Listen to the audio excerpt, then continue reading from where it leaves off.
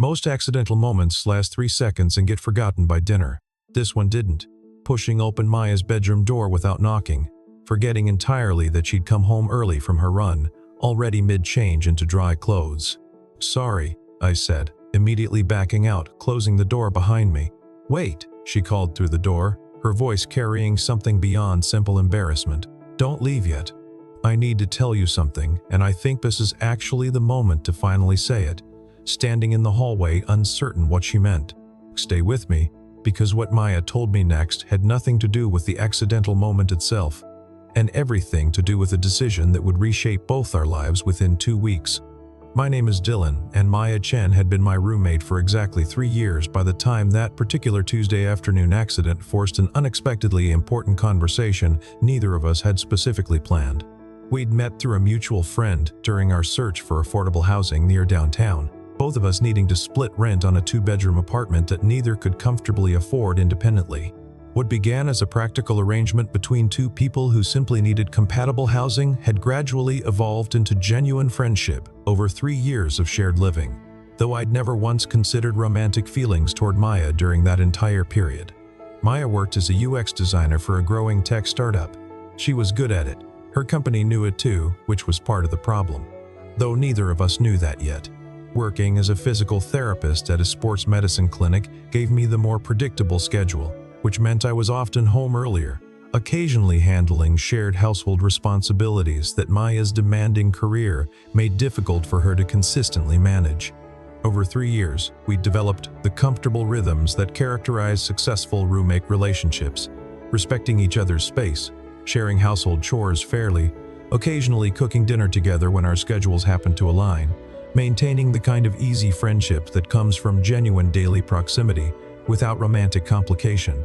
Nothing about those 3 comfortable years prepared me for how significantly one accidental afternoon interruption would reshape our entire living arrangement.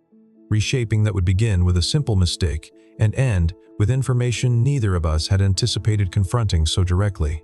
That particular Tuesday, I'd returned home earlier than my typical schedule, a client cancellation freeing up my afternoon considerably sooner than Maya would have expected given our established routines. No text ahead. I assumed she was still at work. Maya, it turned out, had also returned home earlier than usual that day, having gone for an impromptu run during an unexpected afternoon break from her demanding project deadline, changing out of her running clothes when I pushed open her bedroom door without knocking, forgetting entirely that she might already be home. "Sorry," I said immediately, backing out and closing the door behind me before either of us could process the accidental moment beyond its obvious, brief awkwardness. That brief, embarrassing accident should have simply resolved with a quick apology and returned normalcy. "Wait," Maya called through the closed door, her voice carrying something beyond simple embarrassment. "Don't leave yet. I need to tell you something, and I think this is actually the right moment to finally say it." Standing in our shared hallway, genuinely uncertain what she meant, waiting while she finished changing and eventually opened her bedroom door properly, fully dressed now, her expression carrying visible nervousness that seemed disproportionate to our simple accidental encounter. "Can we talk in the kitchen?" Maya asked. "I think I need actual space to explain this properly." Settling at our small kitchen table, the same space where we'd shared countless ordinary dinners over 3 years of comfortable roommate friendship, though Maya's obvious nervousness suggested whatever she needed to discuss carried considerably more weight than our typical casual conversations. "I got a job offer," Maya said, once we'd settled. "A major one. London office, permanent relocation, considerably more senior role than my current position." That revelation caught me genuinely off guard, given no previous indication Maya had even been pursuing international opportunities. "London? When did this happen?" "I've been interviewing for about 6 weeks. Maya admitted. "I didn't mention it because I wasn't certain I'd actually receive an offer, and I didn't want to create unnecessary anxiety about our living situation if nothing materialized." "When do you need to decide?" I asked, processing the genuine weight of what she was revealing. 2 weeks, Maya said. "They need an answer by the 15th, given visa processing timelines and their own internal staffing needs." 2 weeks. The number sat between us like a fact about the weather. "This is an incredible opportunity," I said, genuinely meaning it despite the complicated implications for our shared apartment. "You should absolutely consider it seriously." "I know I should," Maya said. though something's been complicating my decision-making process beyond simply the practical career considerations." "What kind of complication?" I asked. Maya was quiet for a long moment, clearly working through how honest to be about whatever additional factor was influencing her decision. "You," she said finally. "You're the complication, Dylan. I've been trying to figure out how to process leaving for London when I've developed feelings for you that go considerably beyond simple roommate friendship." The kitchen was quiet. The refrigerator hummed. Outside, someone walked past on the sidewalk. I looked at Maya, actually looked at her in a way I apparently hadn't been allowing myself to do. The nervousness on her face was real. The honesty cost something. She was watching me with the particular expression of someone who has just handed over something fragile and cannot take it back. Something in my chest shifted in a way I hadn't expected. Not surprise, exactly. More like recognition. The feeling of finally naming something you've been looking at for a while without quite seeing it. 3 years of shared living rearranging themselves in real time. "How long have you felt this way?" I asked, genuinely curious, despite the conversation's obvious complexity. Maya considered the question seriously. "Honestly, I think it's been developing gradually over the past year or so," she admitted. "Nothing dramatic, just noticing that I looked forward to our shared dinners more than typical roommate camaraderie would explain, that I felt genuinely disappointed on evenings when your schedule kept you away from our apartment longer than usual." "Why didn't you ever say anything?" I asked. "Because the risk felt real," Maya said. "You're not just someone I could date casually and easily lose without major consequence if things went wrong. You're my roommate, my closest friend in the city. If I told you and you didn't feel the same way, I wouldn't just risk a potential relationship. I'd risk our entire living arrangement and friendship." "I need to be honest too," I said, gathering courage for my own reciprocal admission. "I think I've noticed things over these past months that I never let myself examine too closely. The way conversations with you always felt easier than with anyone else. How I started actually looking forward to your work stories rather than just politely listening." "Are you saying you feel something too?" Maya asked directly, considering the question honestly before answering. "I think I might," I admitted, "though I don't know exactly when it started developing, and now you're telling me you might be moving to London in 2 weeks, which complicates everything considerably." "What does this mean for your decision?" I asked. "Does what we're discussing right now factor into whether you actually take the London position?" "I don't know," Maya admitted.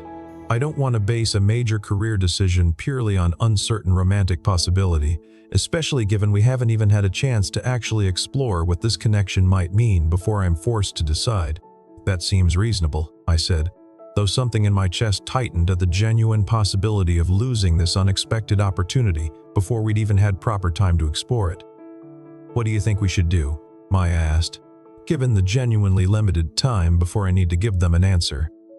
"I think we need to actually explore this properly," I said, not rushing into anything serious, but genuinely understanding whether what we're both feeling represents something worth factoring into your decision rather than just abstract possibility. "We only have 2 weeks, Maya said. "That's not much time for genuine exploration of something this real." "It's what we have," I said. "I think we should use it as intentionally as possible, rather than letting uncertainty about timing prevent us from actually understanding what this connection might mean." Maya nodded slowly, processing this practical approach to an admittedly compressed timeline for exploring significant new romantic territory. We spent that first evening talking considerably more openly than our typical roommate conversations usually allowed, discussing not just our developing feelings but also the practical realities of what pursuing this connection might actually require, given Maya's genuine career opportunity and my own established life in our current city. "I don't want you turning down London simply because of uncertain feelings for me," I said near the end of that first conversation. "If this opportunity is genuinely important for your career, I don't want to become the reason you miss it." "I appreciate that consideration," Maya said, "though I also don't want to make this decision purely on career logistics if there's genuinely something real developing between us that deserves proper exploration." Over the following days, Maya and I deliberately spent considerably more intentional time together than our typical roommate interactions had ever required. The exploration was strange and ordinary at the same time.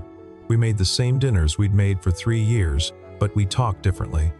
We asked questions we'd apparently been carefully not asking. On day 3, we ended up on the couch watching something neither of us was paying attention to, and at some point she put her head on my shoulder, and we let it mean something instead of explaining it away.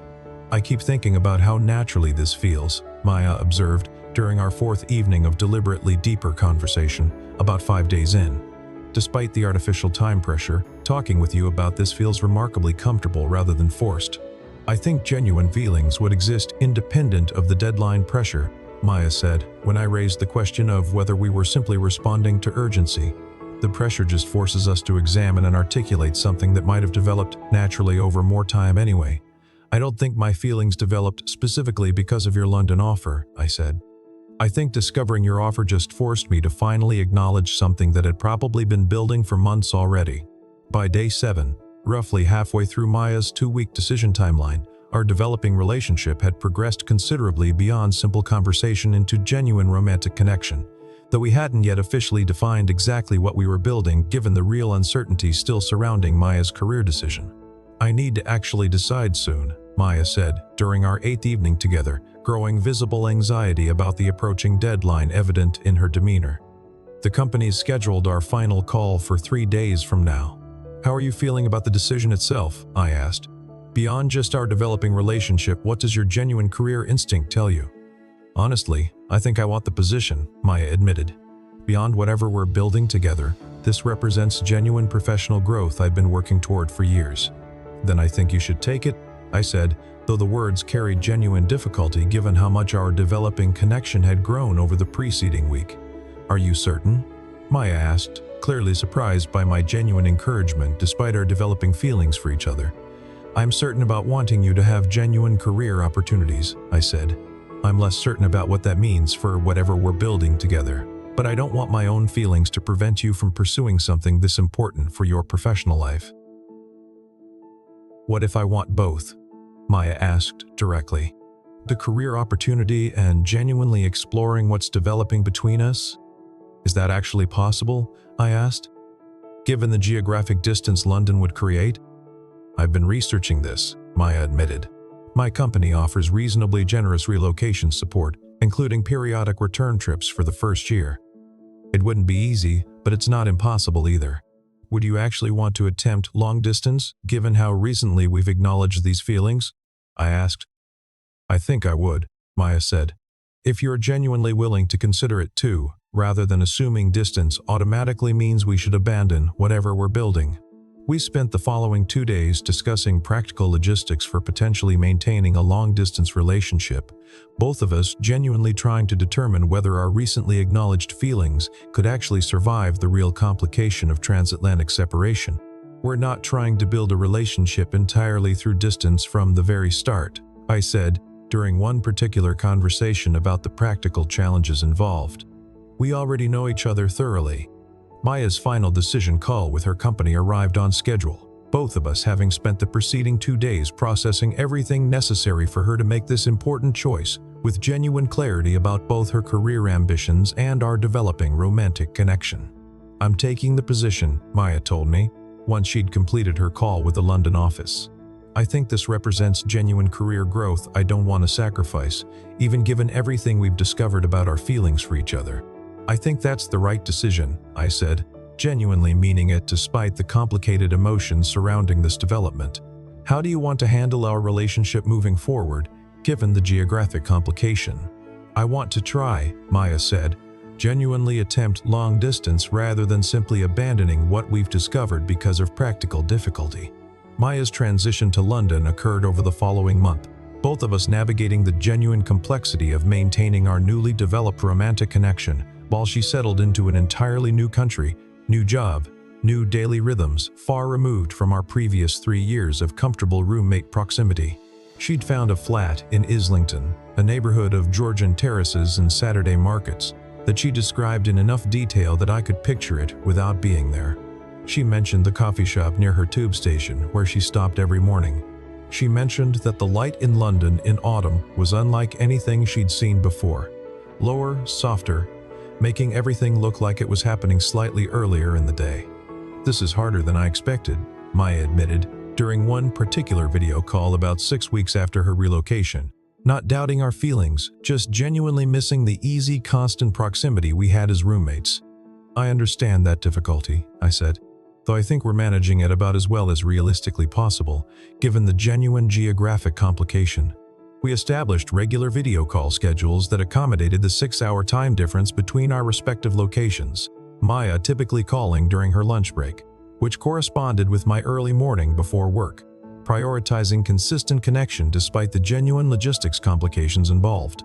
"I keep thinking about visiting," I told Maya during one particular call about 3 months into her London position. "I have enough vacation time saved up for a proper 2-week visit." "I would love that," Maya said, genuine excitement crossing her expression. "Though I also want you to actually experience my life here properly, understand what I'm building professionally, before we decide anything more permanent about our relationship's future direction." Visiting London for those planned 2 weeks happened about 4 months after Maya's initial relocation, the visit providing genuine opportunity to experience her new life directly rather than simply processing updates through video calls and text messages. On the second day, she took me to a street near her flat, Thornbury Road, a small residential street that curved gently between rows of brick houses, and said, "This is where I walk when I need to think." I've walked it approximately 40 times since I moved here. There was nothing remarkable about the street. That was why she liked it. "This feels different than I expected," I told Maya, walking together through her London neighborhood. "Seeing your actual daily life here, rather than just hearing about it secondhand. Does that change how you're thinking about our future?" Maya asked. We were still on Thornbury Road when she asked.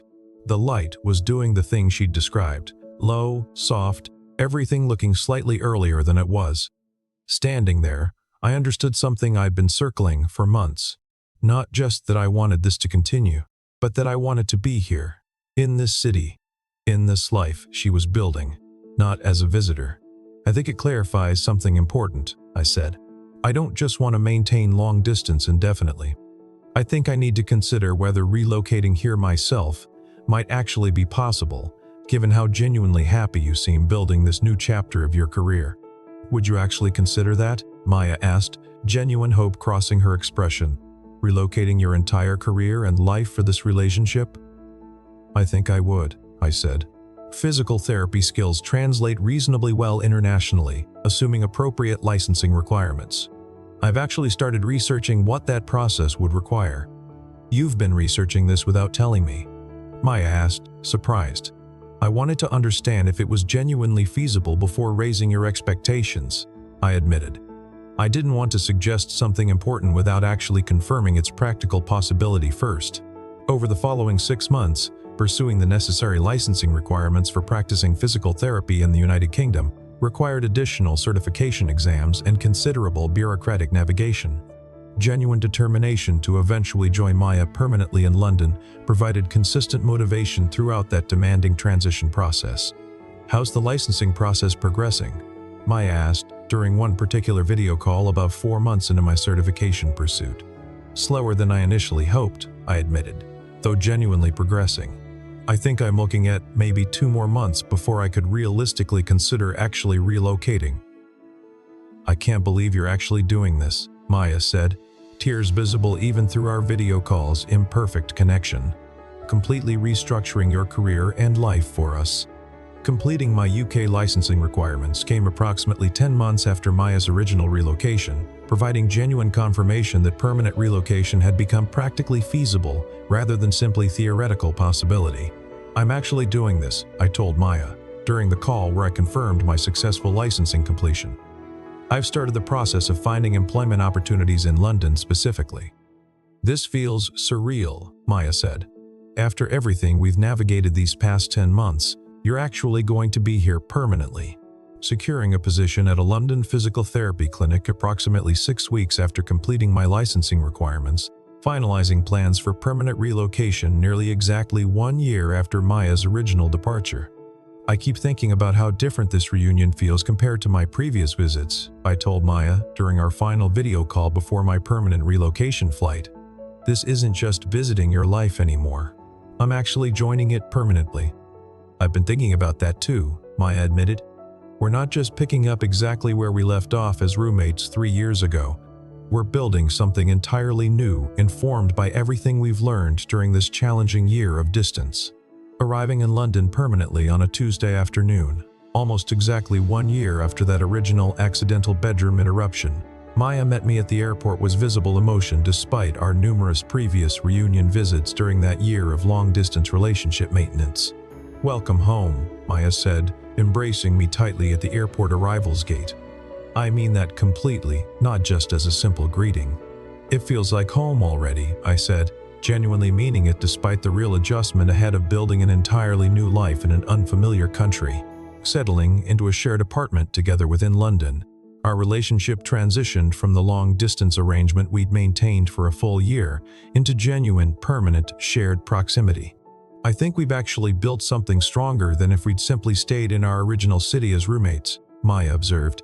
"About 2 months after my permanent relocation, both of us settling into our new shared London life together. The distance forced genuine communication and commitment that easier proximity might never have required." "I think you're right," I said. "And I'm glad, even though I hated most of it at the time." She laughed at that, the specific laugh I'd been hearing for over 3 years, and somehow never quite noticed until I'd had to spend a year missing it. 18 months after that accidental bedroom interruption, I proposed on Thornbury Road, the street Maya walked when she needed to think, the street that meant nothing to anyone else and everything to us. She said yes before I finished the question. "Sometimes an ordinary mistake accidentally opens a door. You'd both been too afraid to open yourselves. If this moved you, tell me where you're watching from tonight, and subscribe. Because if you ever had a small accident accidentally open a door, you'd both been too afraid to open yourselves." Next week's story starts exactly that way.